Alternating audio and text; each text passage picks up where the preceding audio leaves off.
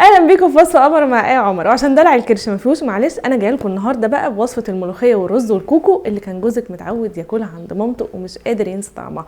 بس طبعا مع احترامنا لست كل والدته، انا النهارده هقول لك تعمليها زيها ازاي بالظبط. عايز ما اقول لك بقى لو انت من عشاق الملوخيه تاكلي ازاي كل يوم ملوخيه صبحه وفريش ومن غير اي مجهود. محلات الخضار بيبقى فيه الملوخيه متقطفه، فدي بقى بحطها كده في بوله بس يعني يكون متهوي، او عندي اكياس التخزين دي احط فيها الملوخيه واسيب الكيس مفتوح في التلاجة، مش بيجرى لها اي حاجه لو قعدت اسبوع. طبعا دلوقتي احنا هنخرط الملوخيه، فمعلش عشان نعملها زيها بالظبط بقى ايه هنبتدي نخرطها. هانت خلاص. اصل الملوخيه طول عمرها فن مش عن كده. خلاص احنا خرطنا اهو الملوخيه. ممكن بقى ايه لو انت عندك كميه جبتيها هتشيليها كده في الاكياس برضو تبقى جاهزه عندك في الفريزر، او زي ما قلت لك هتشيليها في التلاجة وتطلعي بقى على قد اكلتك يوم بيوم، وهتضربيه في الكبه او عايزه تخرطيه زي ما انت عايزه. حله على النار هنحط بقى شويه زيت، نحط بقى الفراخ تاخد صدمه.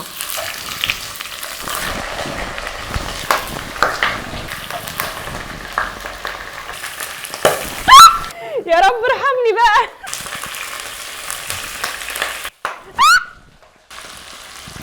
هحط بقى كرفس، وعندي جزرتين طلايه متقطعه وطماطمايه بقى متقطعه. الطماطمايه دي يا جماعه هتدي لون تحفه للشوربه، وكمان لما نيجي نحمرها الفراخ هتدي لون حلو قوي. حبهان ولورا بس كده. شوح بس الخضار وبعد كده هنزل بالميه المغليه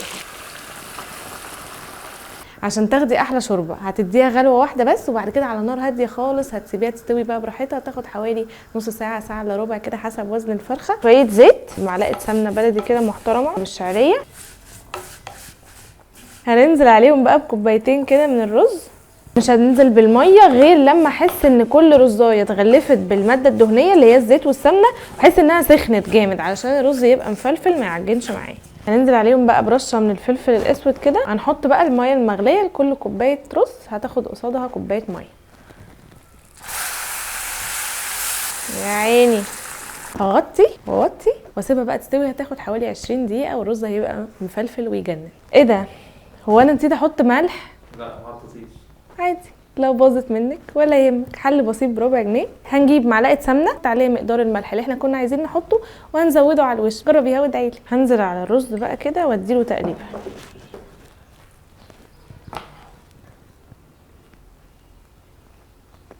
ايوه كده، الرز لازم يبقى مفلفل، لازم يتعمل كده. اما المعجن ده بقى بيتحط في السوشي مش مع الملوخيه. كده يا جماعه الفراخ استوت خلاص. بصوا الشوربه، انا حطيت دلوقتي الملح والفلفل. طفيها بقى ونبتدي ايه نعمل الملوخيه ونحمر الفراخ. نحط بقى شويه زيت مع معلقه من السمنه. مش هيحصل حاجه اصلا يا ابني، دي فراخ في جنب.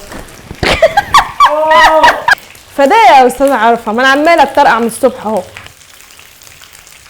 كده خلاص الفراخ اخدت اللون الذهبي الجميل. رشه بقى الفلفل والملح كده عليها من فوق. اول حاجه انا بعمل للملوخيه اصلا تقليتين، تقليه مع الملوخيه وانا بسويها الاول، وتقليه اللي احنا عارفينها بره على جنب. هحط كده معلقه محترمه من السمنه وانزل عليهم كده بمعلقه توم. دي ايه اول تقليه. توم هنا انا مش هحمره قوي زي التقليه اللي احنا متعودين عليها، انا بس هخليه مع السمنه كده ياخد لون فاتح وريحته تطلع، وبعدين هنزل عليه بالملوخيه على طول. طبعا بقى الملوخيه اللي احنا خرطناها، ما احنا شاطرين بقى قوي. وبعدين اظبط بقى بالشوربه، عايزاها تقيله عايزاها خفيفه، كل ده في ايديا.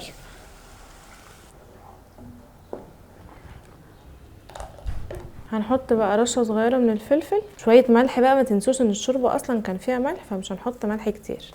في الطاسه بقى نحط بقى معلقه محترمه كده من السمنه، ونحط بقى كده ايه حبه توم كتير محترمين. ابتدي احط بقى ايه معلقه كده صغيره كزبره. يلا بينا نعمل الشهله. شو الملوخيه. اوبا.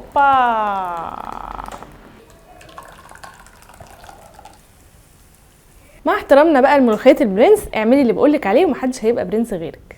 عدايل الايدين بنشوف عمايل الايدين. رجعتني 20 سنه ورا، انا لسه راجعه من الحضانه مثلا كانت ماما بتعمل لنا الاكله دي. الفيديو ده يعمل قلق بقى في جروب المتزوجين حديثا ومحبين الرز والملوخيه والكوكو. ما تنسيش بقى تشيري الفيديو ده هناك علشان تلحقي صحباتك اللي لسه متجوزين والعرايس الجداد. وحابه اقول لك الف هنا وشفا مع ايه عمر.